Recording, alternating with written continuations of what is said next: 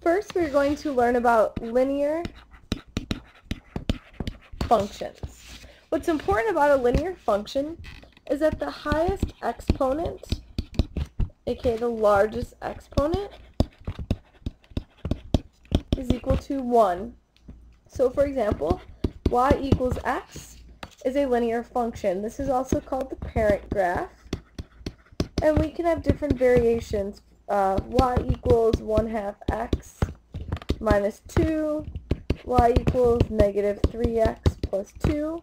These are all examples of linear functions because the largest exponent attached to the x, the independent variable, is a 1. If I were to say y equals x squared, this would not be a linear function because the largest exponent is a 2.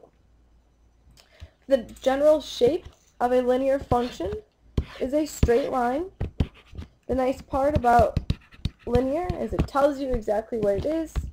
You see the word line as the root. We know all linear functions have a constant rate, therefore they are a straight line.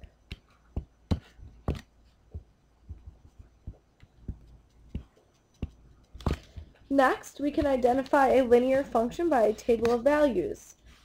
Here I have a table of values, x being my domain, y being my range, and we can calculate it by finding the difference between the y values. So notice as I move from 3 to 5, the difference increases by 2, or 7 minus 5 is 2, 9 minus 7 is 2, and 11 minus 9 is 2. So here I have a constant pattern, or a constant increase, so I know that this would be a linear function. Notice here, 5 minus 6, my difference is negative 1. 4 minus 5. So again, a function is linear if the y values, if the difference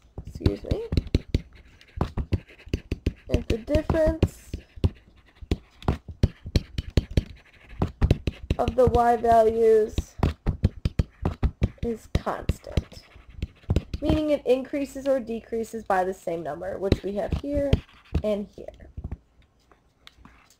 Now, a linear function can also be increasing and decreasing. For example, if I draw a line like this, I have an increasing function. If I draw a line like this, I would have a decreasing function. And if I had a line like this, this would be neither increasing or decreasing because there is no change. Linear functions are special because they have no minimum or maximum.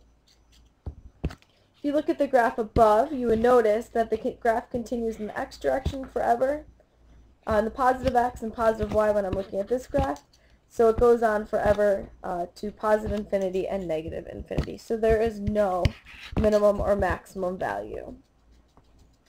The rate of change on a linear function is constant. And another word for rate of change would be slope, which you should be familiar with.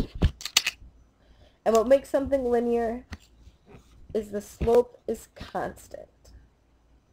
And last but not least, is the graph symmetric? The graph is not symmetric if I had something looking, a line looking like that. There's no symmetry present there. However, there is a special case. For example, if I drew a completely vertical line, so we're going to answer with sometimes, example, a vertical line, because the graph is symmetric about the x-axis. I could flip this graph over the x-axis and I would have the same function. So by now you should be familiar with the basics of a linear function.